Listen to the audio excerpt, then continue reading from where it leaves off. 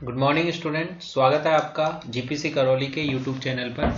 यहाँ पर हमारे पास जो लेक्चर सीरीज चल रही थी वो CE 310 अर्थक्वेक इंजीनियरिंग में हमारे पास ये चैप्टर नंबर 4 चल रहा था, यूनिट नंबर 4 चल रही थी। उसी क्रम में हम आगे यूनिट नंबर 4 के 4.13 वाले प्रोविजन और टॉपिक के बारे में यहाँ बात करेंगे। ठीक है, अभी तक हमने अर्थक्वेक से रिलेटेड जो भी कोड्स हैं वो उसमें stone masonry, brick masonry, vertical horizontal band वगैरह, वर्टिकल रेनिफोर्समेंट, हॉरिजॉन्टल रेनिफोर्समेंट वगैरह वगैरह के बारे में डिस्कस कर लिया है। ठीक है, अब जो हमारा कोड है उसमें बेसिक इंट्रोडक्शन किसका है? IS 13828 नहीं 27।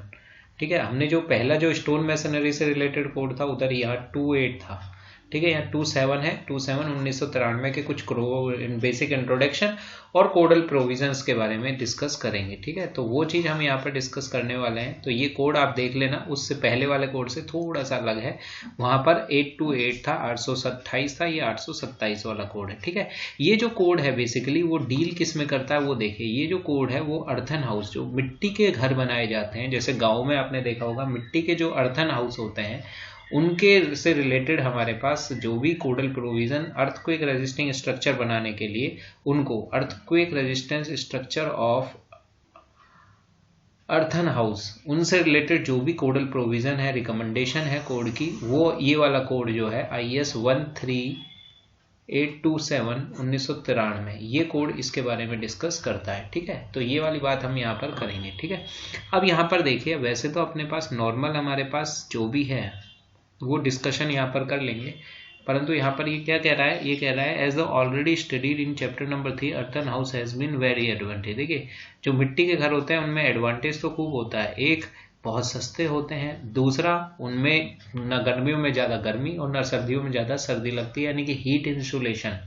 बहुत अच्छा होता है उनका। ठीक है, कंस्ट्रक्शन कॉस्ट बहुत कम आती है। ठीक है, और दिखने में सुंदर भी लगते हैं। But they are weak in under earthquake force में बहुत वीक है, और वाटर एक्शंस में, चाहे वाटर रेजिस्टेंस में बहुत कमजोर पड़ जाते हैं ये अर्थक्वेक रेजिस्टेंस में। ठीक है, तो इसी कोड में ये बात की गई है कि अर्थन कंस्ट्रक्शन में इस तरीके के क्या स्पेशली हाउसिंग यूज की जाए और क्या क्वालिटी ऑफ वर्क यूज किया जाए जिससे वो अर्थक्वेक में काफी अच्छा किया जाए और जिससे कम से कम लॉस हो ड्यूरिंग कंस्ट्रक्शन। ठीक है, अब यहाँ पर जो हमारे पास मिट्टी के घर होते हैं उनको अडोबी कंस्ट्रक्शन भी बोला जाता है। ठीक है, अडोबी कंस्ट्रक्शन भी बोला जाता है, रैम्ड अर्थ भी बोला जाता है। इनसे बनता है वुड और केन स्ट्रक्चर्स के नाम से भी जाना जाता है। ठीक है, चलो एक एक करके देख लेते हैं। तो बेसिक इंट्रोडक्शन में तो इसके कुछ खास है नहीं, बस इतना ही है कि भैया ये कोड किस चीज से रिलेटेड बात करता है। ठीक है, चलिए नेक्स्ट टॉपिक में आते हैं। यहाँ पर हमारे पास general recommendation of improving earthen construction earthquake resisting structure. Earthen construction को अर्थक्वेक रेजिस्टिंग स्ट्रक्चर में कन्वर्ट करना है, तो उससे रिलेटेड जो कोड है वो आपको पता लग गया, IS 13827 1993। ठीक है, और उससे रिलेटेड हम आगे बात करेंगे, जिसमें सबसे पहले हमारे पास अगर वॉल्स की हम बात करें तो वॉल्स में ऐसा क्या प्रोविजन करें मिट्टी की दीवारों में कि वो क्या हो जाए। देखिए, अडोबी हाउस का मतलब मिट्टी के हाउस, जो मिट्टी के घर होते हैं उनकी हम यहाँ पर बात कर रहे हैं। ठीक है, अडोबी हाउस का मतलब मिट्टी के घर। ठीक है, चलिए, तो ये कह रहा है the height of Adobe building should not B 1 story, 1 story से ज्यादा नहीं होनी चाहिए, चाहे कुछ भी हो जाए। ठीक है, और खासकर जो जोन बी है, देखिए जोन हमारे पास बी का मतलब जोन सेकंड, ठीक है, जोन सी का मतलब थर्ड, जोन डी का मतलब फोर्थ, फिर जोन ई का मतलब 5। ठीक है, इस तरीके से। तो जो हमारे पास 1 स्टोरी से बड़ी नहीं होगी हमारे पास, है ना, यहाँ पर, और 2 स्टोरी इन जोन सी, और जोन सी में अपने पास 2 स्टोरी से ज्यादा नहीं कर सकते आप। एक चीज तो ये आप याद रखेंगे। दूसरी यहाँ पर एक चीज और है जो आप याद रखेंगे, this construction should be avoided in zone, मिट्टी के घर बनाने ही नहीं चाहिए जोन डी और ई में, यानी कि जोन 4 और 5 में आपको ये बनाने ही नहीं चाहिए। ठीक है, तो मिट्टी के कंस्ट्रक्शन अलाउड ही नहीं है कौन सी जोन में? डी और ई जोन में मिट्टी का कंस्ट्रक्शन अलाउड नहीं है। ये बात आपको बिल्कुल अच्छे से ध्यान में रखनी है। ठीक है, देन आगे चलते हैं। हमारे पास the length of wall between cross walls, जो क्रॉस वॉल होगी, मान लीजिए घर की एक दीवार ये है और दूसरी क्रॉस वॉल ये है, और इनके बीच में जो मिट्टी कंस्ट्रक्शन की जो दीवार है, लेंथ जिसकी ज्यादा है, वो जो है वो हमारे पास किससे ज्यादा नहीं होनी चाहिए? Not be more then 10 time of thickness of wall. Thickness of wall जो है उससे ज्यादा नहीं होनी चाहिए। और जो वॉल की थिकनेस होती है, वॉल की थिकनेस से ज़्यादा नहीं होनी चाहिए या 64 T² S से ज़्यादा नहीं होनी चाहिए, जहाँ H क्या है, हाइट ऑफ वॉल है, ठीक है। यानी कि कुल मिला के 10 टाइम्स ऑफ वॉल थिकनेस से ज़्यादा नहीं होनी चाहिए, या 64 T² से ज़्यादा नहीं होनी चाहिए, विच एवर इज लेस, ठीक है। इनमें से जो छोटा हो उसकी हम बात कर रहे हैं यहाँ पर ये, ठीक है। फिर है when a longer wall is required, जब लॉन्गर वॉल रिक्वायर्ड होती है, it should be supported by a vertical buttress. अगर इस केस में मान लीजिए ये लेंथ जो है हमारे पास 10 टाइम्स ऑफ थिकनेस से ज़्यादा है, तो यहाँ पर इसको सपोर्ट लेने के लिए इस तरीके से लेटरल सपोर्ट के लिए, मान लीजिए दीवार है तो इसको लेटरली सपोर्ट करने के लिए इस तरीके से हम क्या बनाते हैं, बटरेस्ट बनाते हैं, ठीक है, जो इसको हॉरिजॉन्टली सपोर्ट कर देता है, ठीक है। तो ये हमारे पास हो गया है यहाँ पर ये, ठीक है। तो ये चीज़ समझ में आ गई। दूसरा हाइट ऑफ वॉल हमारे पास पता ही लग गया, सिंगल स्टोरी रखेंगे, ठीक है। दूसरा when a longer wall is required, अगर लॉन्गर वॉल रिक्वायर्ड है तो वर्टिकल बटरेस्ट लगाएंगे, ये बता दिया मैंने आपको, ठीक है। बटरेस्ट आप समझ पा रहे हैं ना मैं क्या कहना चाह रहा हूँ।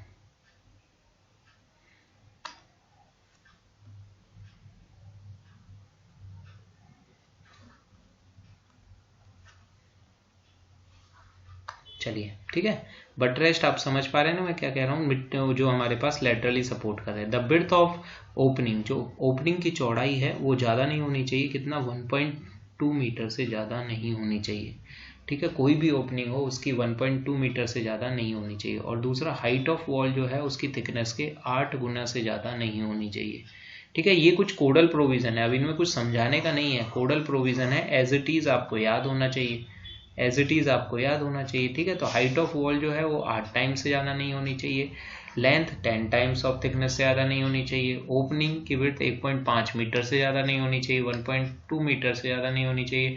Distance between outer side of corner, यानी कि जो हमारे पास मान लीजिए दीवार है और ये हमारा दरवाजा है, तो उसके आउटर साइड में, आउटर साइड से जो डिस्टेंस है, distance between outer corner and opening should not be more then, ये जो ओपनिंग के बीच में दूरी है वो 1.2 मीटर से ज़्यादा भी नहीं होनी चाहिए।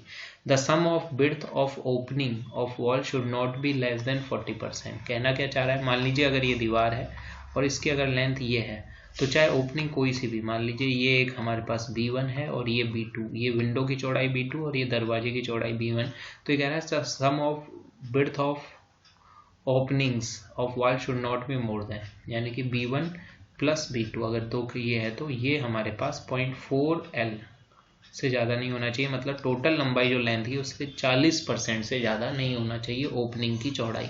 ओपनिंग्स की जो सम है B1 और B2, उनका जोड़ 40% of total length of wall से ज़्यादा नहीं होना चाहिए, ये कहना चाह रहा है। जी पॉइंट में आपको समझ में आ गया होगा, ठीक है। एच पॉइंट में कह रहा है the bearing length of lintel on each side of opening should not be less than 50 centimetre. ये कह रहा है बियरिंग लेंथ जो होती है लिंटल की, वो on each side of opening should not be less then. देखिए इस चीज को मैं अगर आपको थोड़ा सा समझाऊं,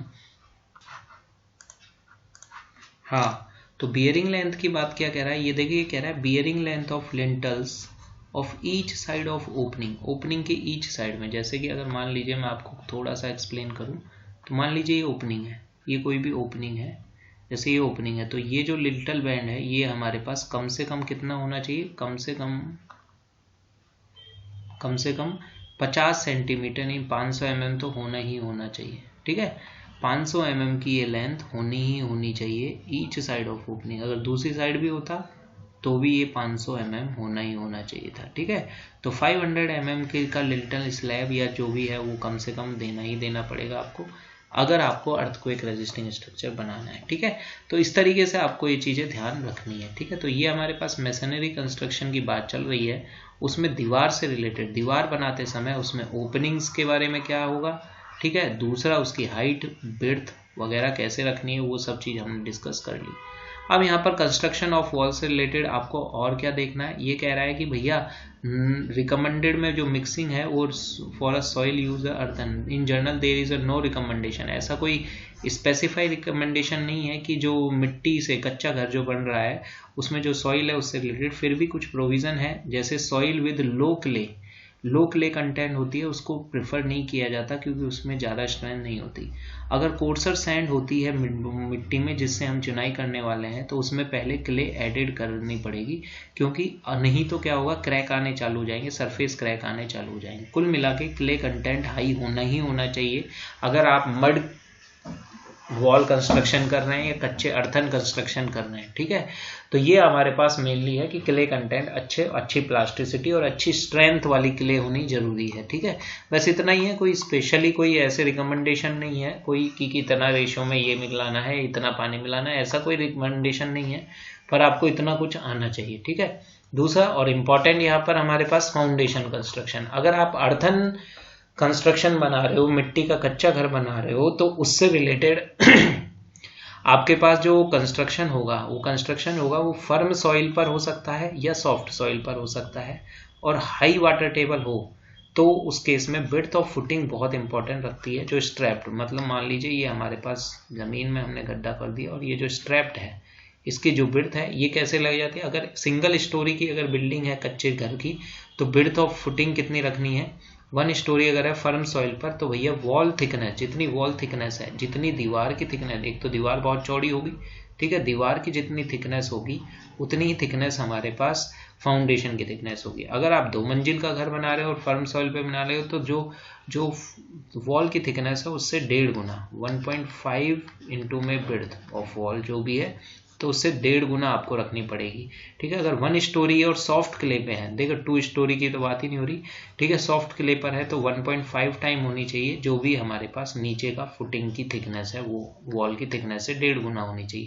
और 2 स्टोरी है तो दोगुनी होनी चाहिए, यानी कि मान लीजिए अगर ये वॉल है तो उससे फुटिंग की थिकनेस डबल होनी चाहिए अगर सॉफ्ट सॉइल पर बन रही है, और फर्म सॉइल पर बन रही है तो 1.5 गुना डबल स्टोरी के लिए, और सिंगल स्टोरी के लिए 1 गुना में ही काम हो जाता है, मतलब सेम है। तो आप इसका स्क्रीनशॉट ले लो या पॉज करके इस चीज को उतार लीजिए, ये आपको लिखना जरूरी है। ठीक है, तो ये फाउंडेशन की रिकमेंडेशन है जो आपको आनी चाहिए। इसके अलावा अगर आप यहाँ पर क्या यूज कर रहे हो, फुटिंग जो यूज कर रहे हो सकता है तो वहां पर फर्म फायर्ड ब्रिक का यूज किया जाता है और सीमेंट लाइम मोर्टार के साथ इसको यूज करने की कोशिश करते हैं। और ये जो होता है सीमेंट सैंड और ग्रेवल का जो मिक्स होता है 1:4:6 का जो रेशो होगा वो यूज किया जाता है। ठीक है, अगर यहाँ पर हमारे पास सीमेंट यूज हो रही है और लाइम रेशो है तो लाइम यूज हो रहा है तो ये 1:4:8 का मिक्स भी हो सकता है। ठीक है, 1:4:8 का मिक्स भी हो सकता है। ठीक है, तो ये चीज आपको आनी चाहिए। तो फाउंडेशन से रिलेटेड मेनली तो विड्थ ऑफ फाउंडेशन है, उससे रिलेटेड रिकमेंडेशन आपको याद होनी चाहिए। ठीक है, अगला अगर हमारे पास बात करें प्लिंथ मैसनरी, प्लिंथ तक जो मैसनरी होगी वो किसकी होगी, वो गीली मिट्टी की तो होगी नहीं, तो प्लिंथ जो होती है वहां पर स्टोन या बर्न्ट ब्रिक कंस्ट्रक्शन हो और सीमेंट या लाइम मोर्टार से कंस्ट्रक्शन हो। ठीक है, इस चीज को अगर समझना हो तो आप यहाँ पर देखें, जो भी है मतलब प्लिंथ तक आपको मिट्टी से चुनाई नहीं करनी क्योंकि मिट्टी बहुत ही कम रेजिस्टेंस होता है पानी का और दिक्कत आपको आएगी। ठीक है, तो प्लिंथ मैसनरी ये होनी चाहिए। और प्लिंथ ये नोट कर लेना पॉइंट को, जो द हाइट ऑफ प्लिंथ है वो 300 mm कम से कम ग्राउंड लेवल से ऊपर होना चाहिए। ठीक है, इसको मैं हाईलाइट कर देता हूँ, आप इसको नोट कर लो। Height of plinth should be 300 mm about the ground level. ठीक है, ग्राउंड लेवल से 300 mm ज्यादा होनी चाहिए हाइट ऑफ प्लिंथ। ठीक है, तो ये प्लिंथ कंस्ट्रक्शन से रिलेटेड है। दूसरा, वाटर प्रूफिंग कोर्स लगाना जरूरी है। मान लीजिए ये हमारे पास ग्राउंड सरफेस है तो ये हमारे पास प्लिंथ कंस्ट्रक्शन है। ठीक है, और ये कम से कम कितना mm का, 300 mm तो होनी चाहिए। ठीक है, दूसरा यहाँ पर डीपीसी टाइप में जो कि वाटर प्रूफिंग कोर्स यूज हो सकते हैं, यहाँ पर पोलोथीन का यूज कर सकते हो आप। ठीक है, डीपीसी डालनी जरूरी है, वाटर प्रूफिंग कोई भी कोर्स आपको डालनी जरूरी है, जिसको हम नॉर्मली डीपीसी बोलते हैं, डैम प्रूफिंग कोर्स बोलते हैं। यहाँ पर इसमें पोलोथीन शीट का भी यूज किया जा सकता है, कोड ऐसा कहता है कि आप यहाँ पर पोलोथीन शीट का भी यूज कर सकते हैं। ठीक है, तो ये हमारे पास प्लिंथ मैसनरी से रिलेटेड जो अर्थन में हमारे पास है, जो कि हमारा जो कोड है कौन सा, IS 13427 1993, उसकी हम यहाँ पर बात कर रहे हैं। ठीक है, चलिए आगे अगर चले, हमारे पास रूफिंग से रिलेटेड अगर मैटर है तो रूफिंग में आपके पास देखिए क्या होगा, जो हमारे ये ब्रिक में ये जो मिट्टी की दीवार है उसके ऊपर डायरेक्ट रूफ नहीं रखेंगे, रूफ नहीं रखेंगे, उसके लिए आपके पास एक तो लॉन्गिट्यूडनल वुड होनी चाहिए। लॉन्गिट्यूडनल वुड होगी जो कि थ्रू आउट द लेंथ चलेगी। 1 नंबर मतलब लॉन्गिट्यूडनल वुड, ठीक है। और ओवरहैंग पोर्शन, जो ओवरहैंग पोर्शन है वो कम से कम कितना होगा, 500 mm का तो होगा ही होगा, 500 mm का ओवरहैंग पोर्शन होगा। और जो ये प्रिंसिपल राफ्टर है, जो ये मेन छत है, उसका जो प्रिंसिपल राफ्टर है वो हमारे पास कितना होना चाहिए, वो हमारे पास होना चाहिए, वो भी वुडन का होगा। तो इस तरीके से अरेंजमेंट करना जरूरी है, ठीक है। इस तरीके से अरेंजमेंट करना जरूरी है। डायरेक्टली छत को हमारे पास दीवार पर नहीं टिकाएंगे, ठीक है। तो ये हमारे पास जॉइंट जो बनेगा ये आपके पास होना ही होना चाहिए, ठीक है। तो ये हमारे पास रूफिंग से रिलेटेड है। कोशिश ये की जाती है कोड के हिसाब से रूफ जितनी लाइट हो उतनी लाइट होनी चाहिए, और अच्छे से वॉल के साथ टाइड होनी चाहिए, अच्छे से बंधी हुई होनी चाहिए रूफ, ठीक है। और हमारे पास लाइट मटेरियल की बनी होनी चाहिए। दूसरा, हमारे पास जो थ्राच यूज किया जा रहा है रूफ कवरिंग के लिए, जो ऊपर जो भी हमारे पास थ्रेच यूज किया जा रहा है, थ्रेच का मतलब क्या होता है मैं अभी आपको दिखा दे रहा हूँ, ठीक है। तो यहाँ पर ये थ्राच्ड है, ये क्या है, ये जो थ्राच्ड लिखा हुआ है इसको कैसे होता है, जो ऊपर का हमारे पास छपरा टाइप, जिसको हम देसी भाषा में छपरा बोल रहे हैं, ठीक है, उसकी बात करें तो जैसे ये थ्राच्ड है, ठीक है। तो ये लकड़ी मिट्टी का घर है और ये ऊपर जो घास फूस सा लगा हुआ है इसको थ्राच बोल रहे हैं, ठीक है। तो ये हमारे पास थ्राच कहला रहा है, ठीक है। आप देख पा रहे हो यहाँ पर आराम से कि कहना क्या चाह रहा हूँ मैं यहाँ पर। थ्राच जो होगा तो उससे रिलेटेड क्या कह रहा है, ये जो थ्राच यूज होगा रूफ कवरिंग में वो बहुत लाइट हो और ऐसा हो जो वाटर प्रूफ हो और फायर रेजिस्टेंस की पूरी तरीके से उसके ऊपर मड प्लास्टर कर दिया जाए। मड प्लास्टर करने का मेन रीजन यही है, जैसे यहाँ पर देखो फोटो में भी आप देख पा रहे हो, मड प्लास्टर कर दिया जाए। क्यों? क्योंकि मड प्लास्टर करने से ये फायर रेजिस्टेंस भी आ जाएगा और इसके ऊपर वाटर प्रूफिंग रेजिस्टेंस भी आ जाएगा, ठीक है। तो ये चीज़ आपको आनी चाहिए, ठीक है। तो आगे चले हमारे पास, अगर आगे चले तो ये चीज़ आपको आनी चाहिए कि if the thatch is use for roof covering it should be made water proof और फायर रेजिस्टेंस, ठीक है। मड प्लास्टर अप्लाई किया जाएगा इसके ऊपर, ठीक है। अगला कह रहा है कि रूफ बीम जो है, रूफ में जो बीम होगी वो वुडन प्लैंक पर ही होगी रेस्ट, ये मैंने आपको बता दिया। जो भी रूफ बीम है वो डायरेक्टली दीवार पर नहीं होगी, वो कहाँ पर होगी, वुडन प्लैंक पर होगी और उससे भी अच्छे से फर्मली जॉइंटेड रहेगी, अच्छे से बंधी रहेगी, जिससे कि भैया आराम से उनके बीच में कोई भी लेटरल मूवमेंट ना हो, ठीक है। तो वही है यहाँ पर कह रहा है कि थ्रास्ट हो गया, रूफ जो होगी वो rest on a wooden plank, the wooden plank not use for a 2 course और बर्न्ट ब्रिक, ठीक है। ये बेसिकली वुडन प्लैंक होना चाहिए, ठीक है। और कहना क्या चाह रहा है वो अपने पास इस फोटो में समझ में आएगा आपको, ठीक है। देखिए ये आपका हो ही गया कि भैया जो ये है 300 mm हाइट होनी चाहिए प्लिंथ के ऊपर, नीचे मैसनरी होने चाहिए, उसकी ब्रेड्थ आपके पास हो गई है। दूसरा जो ओपनिंग होगी ये आपको बताई गई है कि ओपनिंग की इस दीवार से जो दूरी है वो किससे ज़्यादा होनी चाहिए, किससे 1.2 से ज़्यादा नहीं होनी चाहिए, ठीक है, नहीं होनी चाहिए। और जो ये विड्थ डेप्थ है वो हमारे पास 500 mm की है, ठीक है। तो ये हल्का सा एक कंस्ट्रक्शन है जो आपको आना चाहिए। ऊपर फिर थ्राच की रूफ है उसके लिए आपके पास सारा ये फोटो है, तो आप इसकी स्क्रीनशॉट ले लीजिए। हाइट से रिलेटेड मैंने आपको पहले ही बता दिया, 8 गुना से ज़्यादा नहीं होनी चाहिए, किससे, थिकनेस। लेंथ आपको बता दी गई है 10 गुना से ज़्यादा नहीं होनी चाहिए, ठीक है। तो ये 10-1 नहीं है, 10T है, 10T से ज़्यादा नहीं होनी चाहिए, ठीक है। तो ये एक तरीके से हमारे पास जो अर्थन स्ट्रक्चर बनाते हैं उनकी बात हम यहाँ पर कर रहे हैं, ठीक है। तो ये हमारे पास हो गया है कि ये। दूसरा हमारे पास जो डेप्थ है, ग्राउंड सरफेस है, ग्राउंड लेवल है, उससे नीचे कितना ज़्यादा ही होना चाहिए, 400 mm कम से कम हमारे पास क्या होना चाहिए, फाउंडेशन की डेप्थ होनी चाहिए। विड्थ आपको मैंने बता ही दिया है, चौड़ाई 600 mm से ज़्यादा होगी और फिर उसके बाद डिपेंड करेगा कि आपकी ये दीवार कितनी है, सॉफ्ट क्ले है या फर्म क्ले है, किस पर ये हाउसिंग हो रही है, ठीक है। ये सब चीज़ आपको ध्यान रखनी पड़ेगी यहाँ पर, ठीक है, तभी जाके आप इस चीज़ को बता पाओगे, ठीक है। तो ये हमारे पास था अर्थन स्ट्रक्चर से रिलेटेड टॉपिक, और वहाँ पर अर्थन स्ट्रक्चर में किस तरीके से प्रोविज़न हम यूज़ करेंगे वो सब चीज़ें यहाँ पर इंक्लूड हो गई थी, ठीक है। तो आपको ये चीज़ समझ में आई होगी, मैं मान के चलता हूँ। नेक्स्ट लेक्चर में मिलेंगे, धन्यवाद, जय हिंद।